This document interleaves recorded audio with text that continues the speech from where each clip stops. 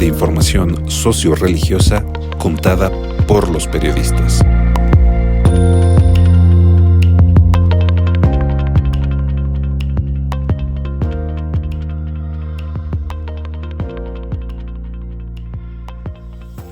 Hola amigos de Bajo Llave, hoy traemos un tema muy interesante que les va a causar alguna controversia, veremos sus reacciones que nos van a dar. Vamos a hablar del culto a la Santa Muerte, este culto que se registra, que se tiene ya varios siglos en México, pero que en los últimos 25 años se hizo como que salió de la clandestinidad a lo público por muchas controversias que hubo en este culto. Vamos a iniciar aquí, nos vamos a presentar.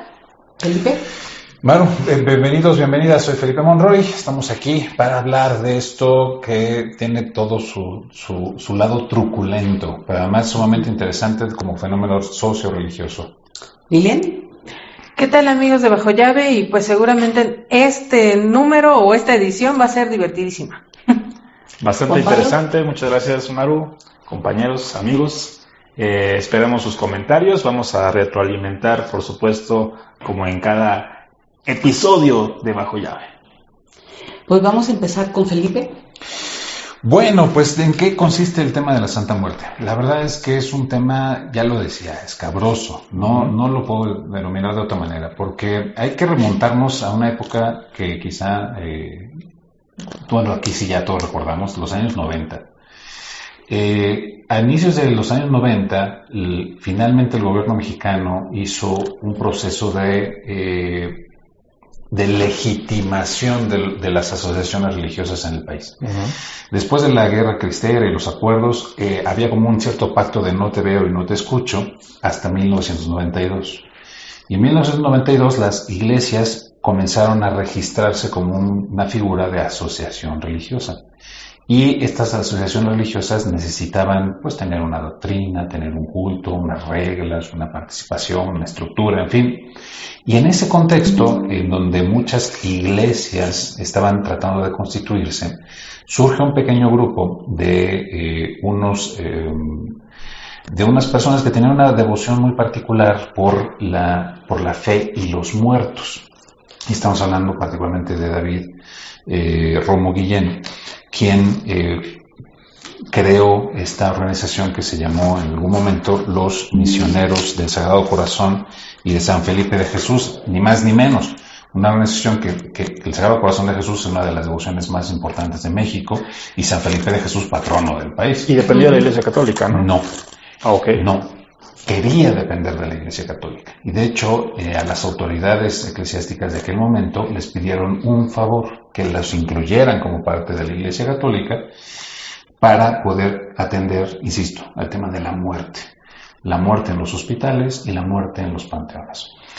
Y estaban, de cierto modo, ofreciendo ese servicio religioso para ello. Sin embargo, las instituciones católicas no los aceptaron por muchas razones, porque evidentemente tanto los panteones como los hospitales son parte del servicio de los sacerdotes diocesanos y territoriales. La Iglesia Católica se organiza justamente en territorios, y les dijeron que no. Y David Romo se acerca a otra organización religiosa que es la Iglesia Anglicana, y allí sí lo hacen el presbítero de la Iglesia Anglicana. Uh-huh. Sin embargo, también la Iglesia Anglicana tiene sus reglas, tiene sus modos. Esto es en 1994, y también lo expulsa de cierto modo. No le queda otra sino crear justamente esta Iglesia Católica tradicional México-Estados Unidos. Insisto, cuando todas las asociaciones religiosas se estaban registrando en el nuevo modelo, y utiliza el modelo de la Iglesia tradicional previa al Concilio Vaticano II, con una liturgia preconciliar, con unos modelos muy chistosos que ya hoy no los alcanzamos a ver como lo eran entonces, y también dedica mucho de su ministerio al tema del acompañamiento a los familiares de los moribundos y de las personas fallecidas. Y de allí nace poco a poco este culto a la muerte, a la Buena Muerte, que después se va transformando en Santa Muerte y va, ya lo vamos a platicar poco a poco, se va transformando en la Santa Muerte, en la Niña Blanca, etcétera, etcétera, etcétera, y que llega a tener momentos sumamente inquietantes y además sumamente públicos y muy exitosos como grupo religioso entre el 2003 y el 2005, cuando eso acabóse. Pero nada más para engancharlos, en el 2004 quizá la exposición más pública y más alta de la iglesia esta de la Santa Muerte es cuando la famosa vedette actriz Niurka Marcos se casa con Bobby Larios y los casa como arzobispo de esta iglesia, David Romo. Y ahí las televisoras, todos hablábamos del culto de la Santa Muerte, y los que estaban verdaderamente furiosos con este crecimiento eran obviamente los obispos católicos, apostólicos y romanos. Quienes alegaban que más que transformación fue una deformación, que llegara de la Buena Muerte a la Santa Muerte, ¿no? Pero era un culto que ya estaba creciendo, porque ya en las calles de Tepito ya se hacía su misa cada principios de mes, ¿no? Sí. Entonces ya tenían ahí su altar, que además no era gente de David Romo, era una gente que ya lo tenía desde antes, esta señora Queta también, sí, claro, que lo tenía, ¿no? Entonces ahí es donde ella también tienen un enfrentamiento con David Romo, porque ellos no lo reconocen como su arzobispo, ¿no? Entonces, a ver, vamos a ver aquí cómo el Estado o cómo la Secretaría de Gobernación reconocía a este culto, ¿no? Pues ahí está, precisamente desde el 92, como decía Felipe, cuando se fue configurando el tema de las asociaciones religiosas, nunca se registró como tal a la iglesia, por así decirlo, de la Santa Muerte. Incluso, por ejemplo, les voy a contar una historia. Había un preso que fue sentenciado por la delincuencia organizada, y él tenía pues muchos tatuajes relacionados con la Santa Muerte. Incluso él dijo que era fiel de la Santa Muerte. Sin embargo, al interior del reclusorio, en el reclusorio preventivo norte, él tenía quería tener estampitas, unas barajas para ejercer su culto, ¿no? Su libertad de religión. Sí. Pero el director del penal le dijo que no, que ese culto no estaba registrado por la Secretaría de Gobernación y por tanto no es una fe religiosa.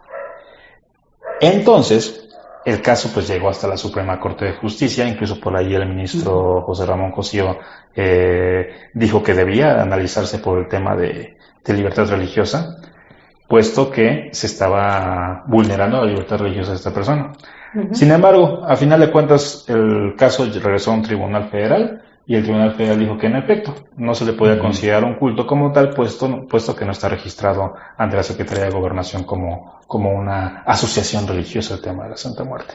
Y ahí entró el debate, o sea, ¿el preso estaba en derecho de rendirle culto a la muerte en su celda o no? Porque de hecho en los penales es donde también existe mucho esta imagen de la Santa Muerte y su culto, ¿no? Pues derivado de los antecedentes. Sí, digo, ¿no? Y además no es necesario que en la libertad religiosa que hay en México, no es necesario que esté registrado como AR, ¿no? Es un culto popular que en los últimos 40 años ha crecido mucho, ¿no? Y precisamente lo que se alegaba es de que le afectaba que siguiera ejerciendo este culto a la Santa Muerte, porque se iba en contra de la moral, las buenas costumbres, etcétera. Bueno, es que yo creo que con este caso, quizá como con ningún otro culto de credo o de devoción, por muy exótico que sea, el Estado sí ha participado activamente para tratar de disminuirlo de una manera... Y denostarlo, ¿no? Sí, que obviamente le es ilícita y no está dentro de los márgenes de la Constitución. Que otras religiones puedan estar en contra de ello, podemos entenderlo, pero que el propio Estado genere este desprecio a este culto es muy cuestionable, porque también es garantizar que el Estado se meta con las devociones del pueblo mexicano. Insisto, no quiere decir que estén buenas o malas, sino que no pertenecen al ámbito del Estado. Pero es algo que no se ha logrado, ¿no? Porque el culto va creciendo, ¿no? Y, por ejemplo, en Ecatepec, cuéntanos. En Tultitlán, más bien, volvamos un poco al contexto que mencionaban de esta división que había entre Queta y Romo, ¿no? Sí. En la zona de Ecatepec, Tultitlán, se dio el nacimiento de una iglesia, ¿no? Ahí el primer santuario que llamaron, Santuario Nacional de la Santa Muerte, con una efigie, dicho sea de paso, de la Santa Muerte, construida con papel maché de 22 metros de altura, ¿no? Que hasta el momento se puede ver cuando tú vas transitando por López Portillo. Sí, vas transitando por López Portillo y la ves, ¿no? Y la ves muy colorida, porque al principio era negra, después fue como dorada y ahora como que tiene colores, como de las 7 potencias, algo así, como ellos dicen que de las 7 potencias, pero algunos de LGBT también. Ajá, bueno. Ahí el que se nombraba sacerdote o líder de esa iglesia era el famoso padrino Endoque, que era Jonathan Legaria, que murió asesinado también dicen que por nexos del narcotráfico, que también estaba tocando algunos intereses, pero pues esa iglesia sigue en pie, ¿no? Sigue ahí y cada domingo que celebran misa, llegan muchos. El día primero celebran la misa mayor, porque cada día primero celebran una misa, y vemos gente de todos los estratos sociales, van desde comerciantes hasta personas con carros muy lujosos, ¿no? Que habla también de la variedad de los adeptos de la Santa Muerte. Es que es eso precisamente.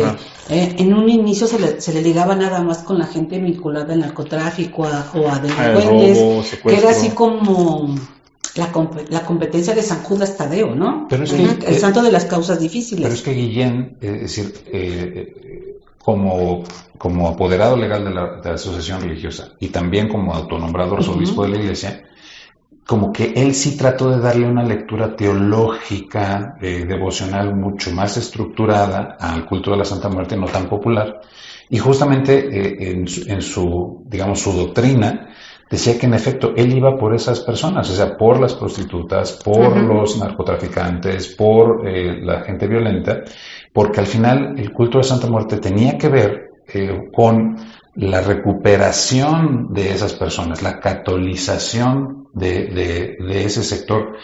Y por eso intentó primero por la Iglesia Católica Romana, Apostólica, y después por la Iglesia Anglicana tener un culto formal.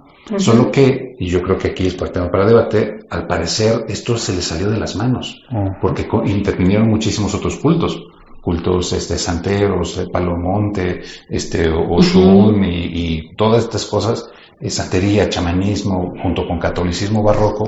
Todo esto fue ganándole por la derecha, digámoslo así, a David Romo, y por eso quizás su culto se mantiene. Pero además, el culto viene desde mucho tiempo antes. Maru lo dice. David Romo insistía, es que el culto de la muerte en México es casi connatural. Nosotros tenemos el Día de Muertos, pero además San Francisco de Asís tiene cánticos a la hermana muerte. Y él decía, bueno, es que la muerte es uno de los 4 jinetes del Apocalipsis, es mensajero de Dios y es además uno de los ángeles, el último de los ángeles enviado por Dios para poder cumplir su promesa. Entonces, sí hay como un proceso de teologización de la Santa Muerte, pero también hay un proceso muy popular, que es el que Maru dice, en donde crece esta devoción al margen de cualquier tipo de raciocinio sobre lo que significa la devoción y la creencia en la Santa Muerte. Pues podría ser que la Iglesia Católica no ha sabido evangelizar en este sentido, ¿no? O adaptar.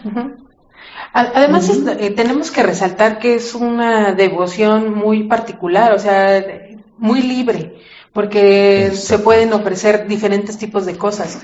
Hay desde los que llevan flores hasta los que ofrecen comida y barbaridades también, ¿no? O sea, animales y demás, que es lo que mencionaba Felipe, mucho ligado al chamanismo, a otros cultos, a la santería.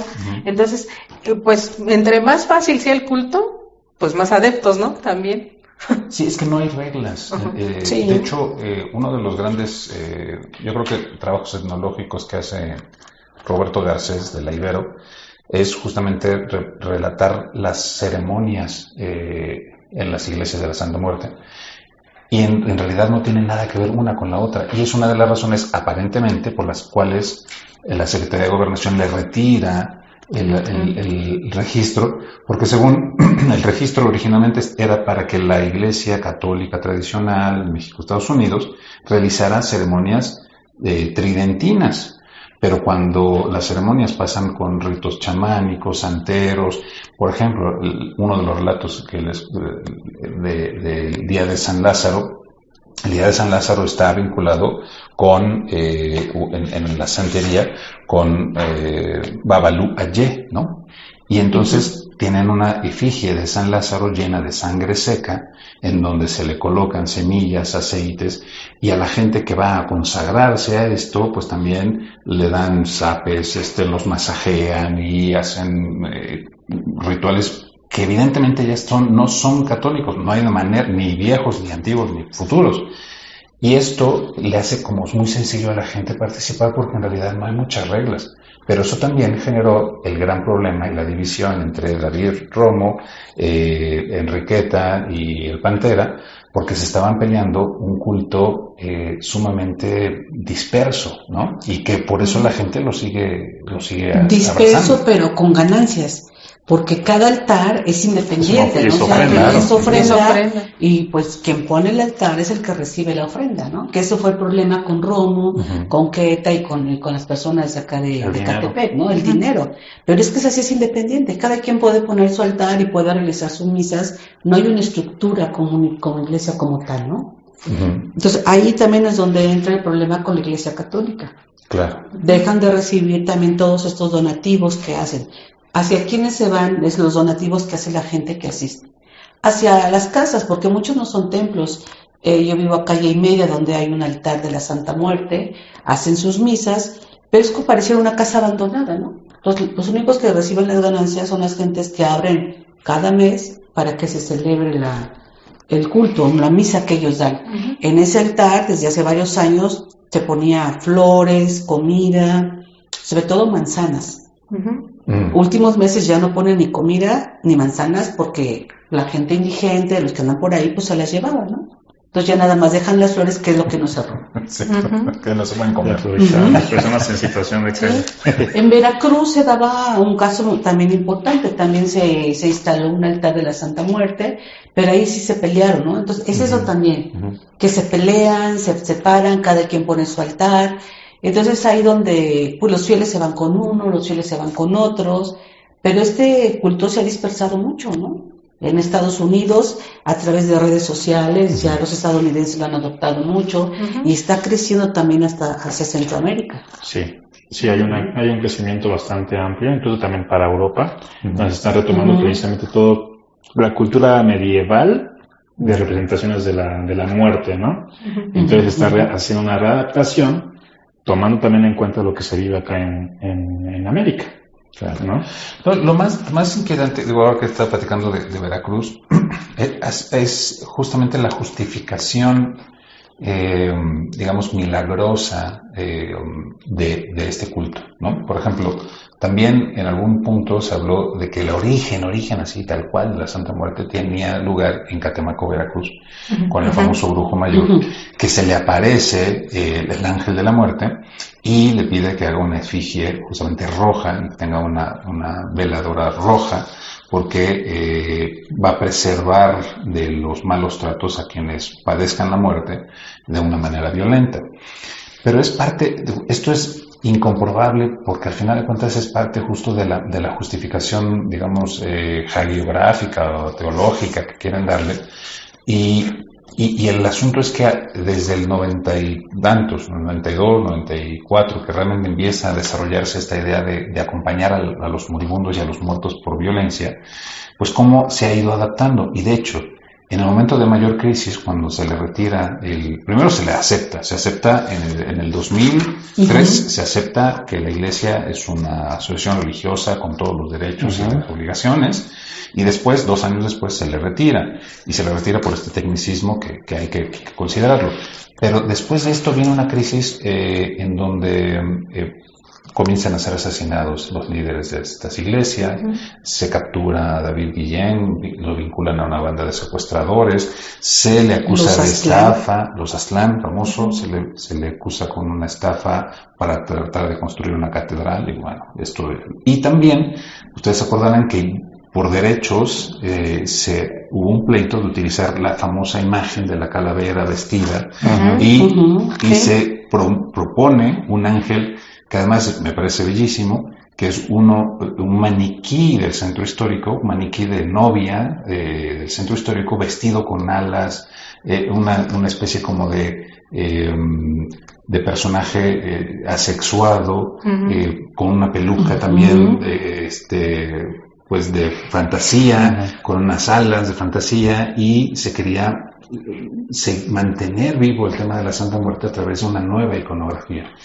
Y esta mezcolanza de ideas justamente son las que trascienden a México. Y yo creo que aquí lo hemos platicado, con una vida de violencia, con criminales, con todo lo demás, y con una recuperación de la cultura narca, no solamente en México, sino en muchas partes del mundo, pues justamente la Santa Muerte comienza a ser otra vez un personaje devocional que trasciende nuestras fronteras, y que no sabemos qué está pasando, porque además como no están formalmente organizados, pues puede suceder casi cualquier cosa. Exactamente, este ángel que tú describes era el que estaba en el altar del templo de David Romo Guillén. Yo varias veces fui a entrevistarlo con este crecimiento, y este ángel era el que estaba en el altar. Y aparte que estaba en el altar, pero alrededor también había pues gallinas negras, ¿no? Sí. Y bueno, ahí era también la vendimia, él vendía de todo, ¿no? Que también es esa otra cosa que se está dando. Los famosos productos de que no nada, que no nada más, digamos, era él, ¿no? En todas las iglesias católicas podemos encontrar que se venden rosarios, que se venden otras cosas, ¿no? Pero todo este contexto que él dio, que organizó marchas, que esto fue también lo importante. Él organizó marchas hasta hacia la Secretaría de Gobernación y a Los Pinos, cuando se le pretendían quitar el registro. Yo participé en esas marchas, en la cobertura periodística. Y sí defiendes. Él quería catolizar a los delincuentes, a todos, ¿no? Sí. Pero en las marchas, la verdad, íbamos oliendo a marihuana. Sí. No, verdad, de todo. Sí, había de todo, pero además muy masivas, ¿no? Sí, pero además muy masivas. Y recorridos que salían de ahí de la colonia Morelos, donde tenía su santuario, hasta Los Pinos o hasta Gobernación, la verdad que sí eran pesados. Y la gente no lo abandonaba, al contrario, se iban sumando. Él tenía un verdadero apoyo, desgraciadamente lo perdió al participar con este grupo de delincuentes, y lo sentenciaron a 66 años, ¿no? Después se redujo la sentencia, ¿no? Se redujo la sentencia y ahorita no aparece, por ejemplo, en el registro de personas detenidas. Él metió un recurso a la Comisión de Derechos Humanos en ese tiempo del Distrito Federal, ya no sabemos en qué quedó, acusaba de lo que siempre dijo él durante sus primeras declaraciones, que fue torturar. Entonces él por ahí quería o salir libre o reducir la sentencia. Entonces si ya no aparece, ya no sabemos si ya obtuvo la libertad, ¿no? Porque sí, la comisión recibió esa queja, pero eran varios presos. Pero entre esos presos estaba el nombre de David Romo Guillén, ¿no? Importante también resaltar la época en la que se les retira el registro, o se les niega el registro, más bien. Quien estaba a cargo de la Secretaría de Gobernación era Abascal, ¿no? Que también era pues muy tradicional, ¿no? En cuanto a la religión católica. Carlos Abascal Carranza, un católico tradicional, es más, tan católico, y lo debo que decir aquí, que además de él apoyaron muchas organizaciones religiosas, particularmente las monjas del monasterio de Campana, cerca de Mixcoac. De hecho, ellas intentaron infructuosamente iniciar un proceso de beatificación a Carlos Abascal Carranza por su servicio. O sea, en ese nivel de catolicismo estamos hablando. Y claro que él, a través de Armando Salinas, el encargado de su Secretaría de Asuntos Religiosos, pues le quita el registro que ya había sido autorizado 2 años antes, y se lo quita con este argumento de que David Romo inició su petición de religión, de asociación religiosa, como una práctica veterocatólica, o sea, de un catolicismo tradicional preconciliar con ritualidad litúrgica de Pío V, pero cuando comenzaron a meter chamanismo, santería, palo monte, pues claro que se deformó y la Gobernación se la retira con ese argumento. Pero viene la pregunta, y es para debate: si la Secretaría de Gobernación de una república laica tiene la facultad de juzgar el tipo de creencia que pueda tener una asociación religiosa. Así es. Yo personalmente creo que no. Sí, creo que no. Bueno, yo creo que aquí el error de David Romo fue tratar de registrarla. Él puede haber seguido con su culto sin ningún problema. No, sí tiene problema.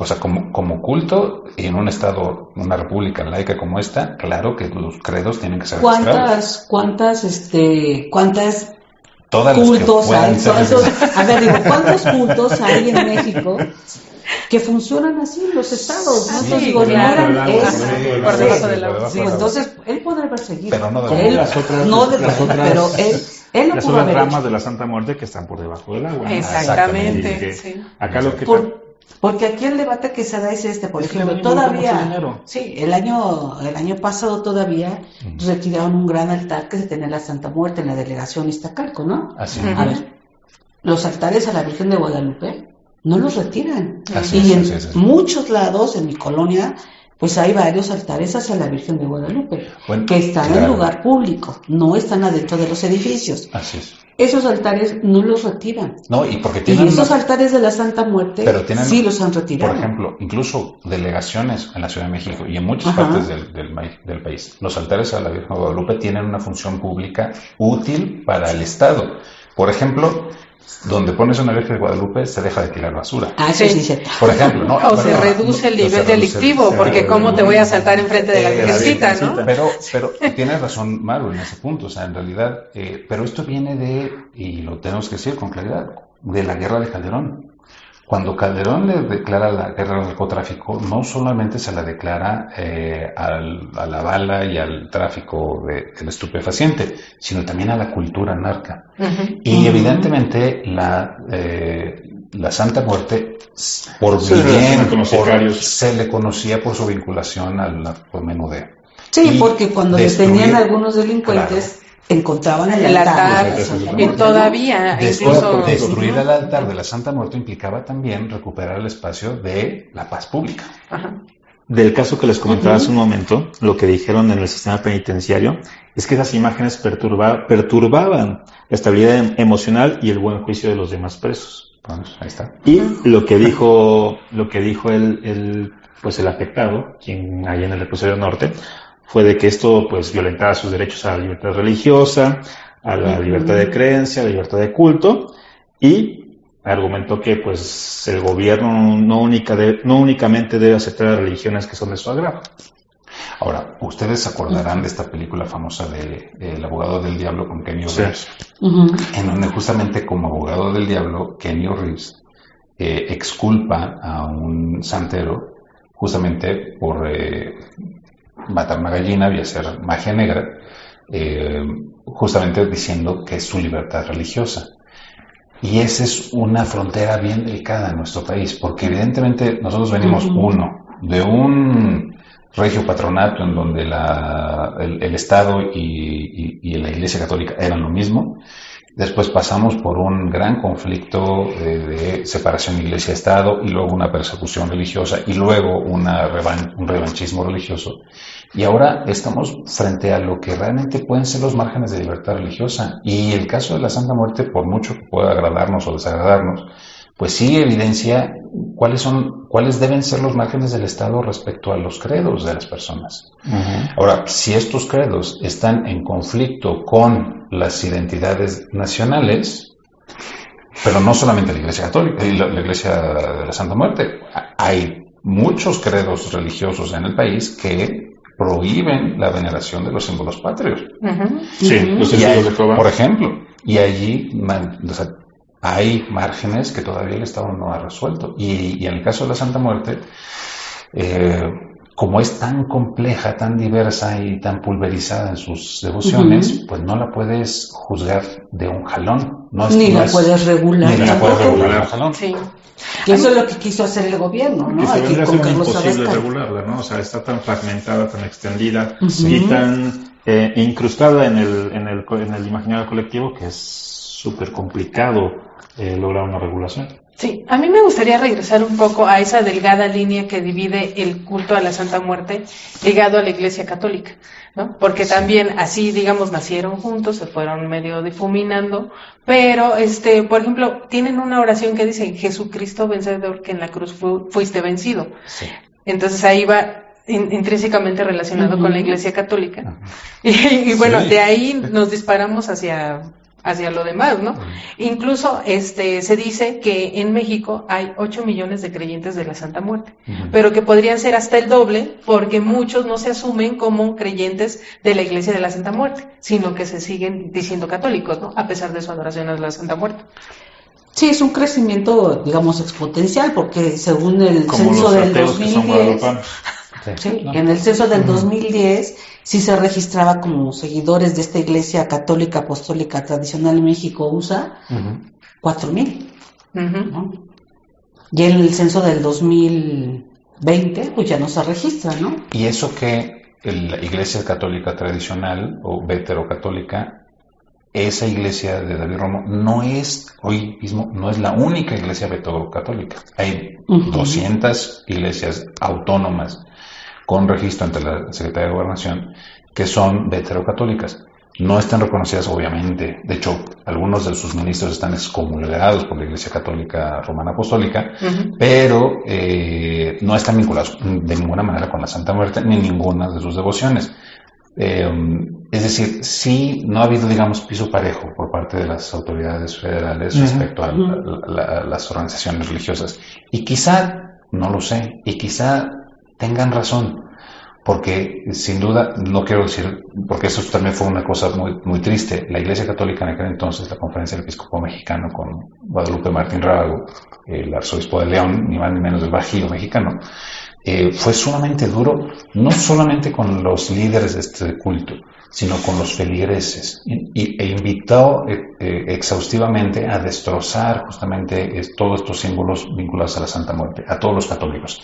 Si tú eres padre de familia y ves que tu hijo lo trae, tienes que destruirlo. Si tú eres hijo y ves que tu madre lo trae, tienes que destruirlo. Fue un llamado a sus fieles. Ahora, ¿tienen derecho? Yo creo que sí. Pero el Estado se metió justamente también a querer regularlo. Insisto, la destrucción de un altar a la Santa Muerte significaba la recuperación del espacio público y de la paz. Y David Romo siempre dijo que él estaba a favor justamente de recuperar a las prostitutas, los adictos, los asesinos, para devolverlos a la casa de Dios. A los olvidados. Son sus palabras. Ahora, esto estamos hablando de finales también del pontificado de Juan Pablo II. Benedicto XVI trajo otra cosa y Francisco pidió a los católicos ir por las periferias, ir por aquellas circunstancias periféricas de la vida, los marginados, los descartados, los olvidados, los últimos, y nadie dijo nada. Obviamente no con esta perspectiva de la Iglesia de Santa Muerte, no hay manera, pero yo creo que desde ese entonces se ha ido como diluyendo un poco también esta digamos, confrontación entre lo católico y la Santa Muerte. Y quizá soterradamente ha ido manteniéndose esta devoción con quizá un escapulario, una medallita, una cosa así, de muchos católicos que no ven contradicción entre ambas creencias. Marvin, yo creo que es eso, ya se ha normalizado, ¿no? Sin embargo, el Papa Francisco en su visita a México, entre líneas, sí condenó la veneración o este culto a la Santa Muerte, porque él dijo, hay tantos seducidos por la potencia vaga del mundo que exaltan las quimeras y se están revistiendo de cosas macabras, de símbolos que nada más se comercializan. Sí, claro. Entonces, es una condena al culto de la Santa Muerte. Sí, una referencia de... Entre líneas, pero lo dijo Francisco, el Papa Francisco, sí, claro. ¿no? No, y la Iglesia Católica Romana Apostólica lo va a seguir condenando. Sí. Y va a tratar de orientar a los fieles a encontrar la discrepancia entre el culto de la Santa Muerte y la fe católica. Pero es cierto que ya no existe esta confrontación tan fuerte como Monseñor Martín Rábago, ¿no? Ya no será tan fuerte. Yo no sé si ya es el llamado a destruir. Si la Iglesia Católica, más bien la jerarquía católica, ya se dio por vencida o prefiere ignorarla. Ignorarla y ya buscó sustituirla por el tema de la buena muerte, ¿no? Relacionada con San José. San Camilo de Lelis. Los camilianos en la Iglesia Católica acompañan a la buena muerte, porque al final ahí sí es una santa manera de morir, entregando por todo tu sacrificio y tu sufrimiento por el bien de la Iglesia. Pero, hombre, los camilianos o los hijos de San Camilo de Lelis pues son una comunidad católica sumamente pequeña, aunque muy importante, y de hecho acompaña mucho en el tema de duelo, y ahora en el tema de los centros de escucha a las víctimas de la violencia, son quizá la avanzada más importante de la Iglesia Católica que se tiene. Pero pues yo sí creo que en pleno 2026, después de muchos conflictos en torno a esto, claro que la gente sigue teniendo esta devoción a la Santa Muerte por algo que no es fácil entender. México está vinculado a la muerte, a los zompantlis, al Día de Muertos, insisto, pero también con tristeza convivimos con muerte violenta casi todo el tiempo. Y en esta oración que decía Lilian, incluso en la cruz fue vencido Jesús, o sea, fue vencido, la pregunta es ¿por quién? ¿Quién lo venció? Y allá entonces es donde se potencia la imagen de la muerte, como esa teología escatológica, ¿no? O sea, del fin de los tiempos, en donde lo único que tenemos cierto es la muerte. Y luego hasta la canción dice, ¿no? La ranchera, la vida no vale nada. Y al final de cuentas, la muerte se erige como esa absoluto, campeona de lo absoluto. Y pues obviamente la Iglesia Católica mexicana tiene que educar, y sí, Maru y yo dicen, no sabemos si se dio por vencida o no quiere hacer el caldo gordo, pero por supuesto que si quiere recuperar a muchos de los católicos es educar en la alegría de la resurrección y en la vida futura y que la muerte no venció. Exacto, y que eso es lo que la Iglesia Católica dijo con esta oración, ¿no? Porque finalmente Cristo murió, pero resucitó, ¿no? Resucitó y... Eso es lo que la Iglesia tiene que educar, pero... Exactamente. Pero cada vez se ve más difícil en un mundo secularizado como el que tenemos. Y en un mundo con redes sociales como lo que tenemos. Exacto, Bueno, pues como ven, es un tema muy interesante, nos daría para varios programas, pero tenemos que ir cerrando, Felipe. Pues un placer, como siempre. Yo nada más compartirles rápidamente una cosa. El tema de las semillas, de la manzana, del aceite, del vino, todo esto son símbolos bien interesantes que están vinculados a diferentes prácticas de la Santa Muerte. Y a veces siguen estando como cuando triunfa el catolicismo, digamos, y se impone en la conquista, y las prácticas de las deidades prehispánicas seguían soterradas, pues en muchos espacios y muchas casas católicas estos símbolos siguen presentes como ese resabio de una creencia a la Santa Muerte que no ha terminado de ser purificada. Pues y los esperamos, por supuesto, en el próximo episodio. ¿Lilian? Pues esto de la Santa Muerte pues siempre llama mucho la atención y creo que al final lo importante es la creencia que tengamos cada uno, el respeto a las creencias de los demás y también conocer un poco la variedad de creencias que tiene el país, porque no nos podemos cerrar solo a una religión o una creencia, ¿no? Juan Pablo. Efectivamente, de la misma línea en la que viene Lilian. Y yo me remito a la historia que comenté hace un momento, e igual a generar debate también entre quienes nos están viendo, quienes nos están escuchando, sobre si se está desde el Estado violando esta libertad de religión, o bien si se está haciendo un ejercicio de discriminación ante quienes creen en la famosa Santa Muerte. Y lo esperamos en la siguiente emisión. Pues sobre todo que en México exista una libertad religiosa, libertad de culto verdadera. Los esperamos en nuestra próxima emisión. Semana Santa. Hasta luego.